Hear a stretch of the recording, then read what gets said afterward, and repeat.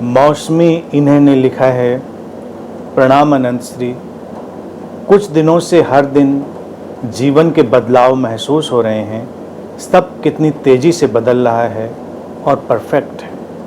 डर है क्योंकि जो यादें पकड़ कर रखी थीं उनका कोई वजूद नहीं है। Please guide. जीवन में एक ही चीज़ स्थिर है और वो है परिवर्तन। Only thing is constant and that is change. परिवर्तन होना ही है, हमारे अनुकूल या हमारे प्रतिकूल या हमारे अनुमानों से परे। जीवन परिवर्तन का नाम है। और अभी के तुम्हारे परिदृश्य में, जैसा कि तुमने लिखा है मौसमी, कि लगता है कि जीवन परफेक्ट है, परिपूर्ण है, तो ये सुंदर शुभ बात है कि जो परिवर्तन है वो जीवन की परिपूर्णता का एहसास करा रहा है। तो ठीक है, उसके साथ चलो।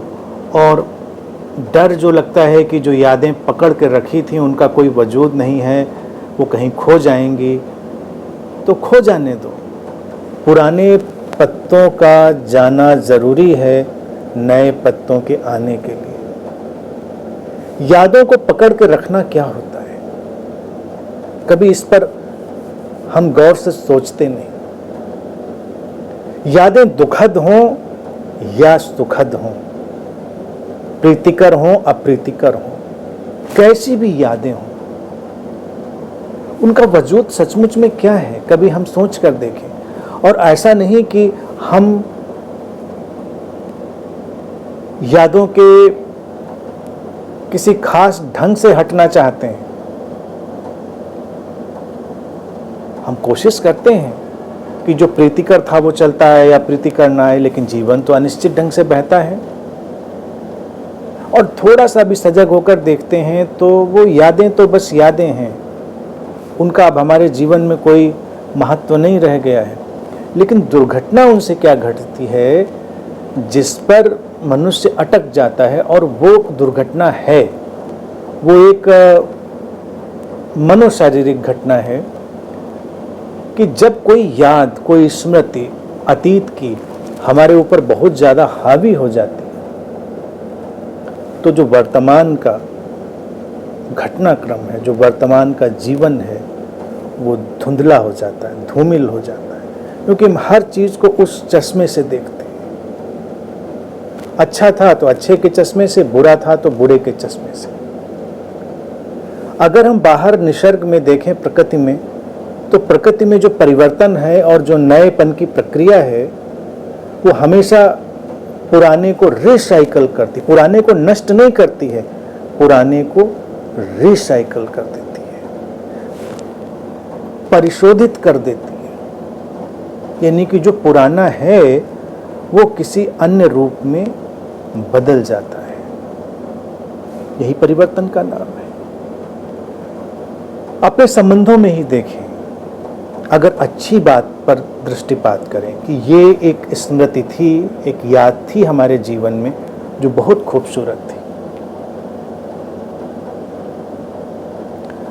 आज वो नहीं है, और आज अगर तुम उस याद को पकड़ कर चलते रहो तो नए किसी घटनाक्रम का निर्माण मुश्किल होने लगेगा। तुम हर बार उस याद को सामने लाओगे और एक दीवार खड़ी हो जाएगी। तो जब जीवन परफेक्ट सा लगता है तो वो तुम्हारी यादों को सूखे पत्तों की तरह उड़ाकर फेंक देना चाहता है। फेंकना ही चाहिए, वही उचित है, क्योंकि नए जीवन को नए ढंग से देखना है।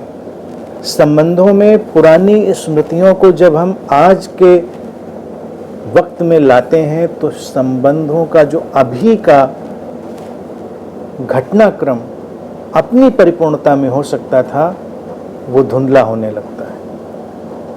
कई बार देखो, होता नहीं, किसी के जीवन में बहुत प्रेम था, कोई दुर्घटना हुई, प्रेम गया या प्रेम जिससे था वही गया, तो लोग अब फिर प्रेम को जीना ही बंद कर देते हैं। उनको लगता है कि अब तो कुछ है ही नहीं जीवन में, अब तो जीना ही नहीं। और उन्हीं यादों के सहारे वो था, तो कितना खूबसूरत था, वो बातें थीं तो कितनी खूबसूरत चीज़ें थीं। लेकिन जो अभी है तो वही महत्वपूर्ण ना। तो इसलिए यादों को पकड़ के रखने का कोई भी औचित्य नहीं है। अगर उनको परिशोधित करके वर्तमान में उपयोग किया जा सके तब तो ठीक है, अन्यथा वो जीवन में बाधा है। तो अगर जीवन परिपूर्णता की कोई बयार तुम्हारे जीवन में ला रहा होगा तो यादों को भी उखाड़ कर उड़ा कर ले जाएगा और कोई नया कारवां, नया सिलसिला पैदा होगा। और जब कुछ नया पैदा हो तो उसका स्वागत करें। स्मृतियों से जो सार, जो एसेंस निकला हो उसका उपयोग कर लें, लेकिन अभी के जीने के इस क्षण में उस पुरानी स्मृति की किसी दीवार को सुखद दुखद, प्रीतिकर अप्रीतिकर, उसको खड़े होने नहीं देना है।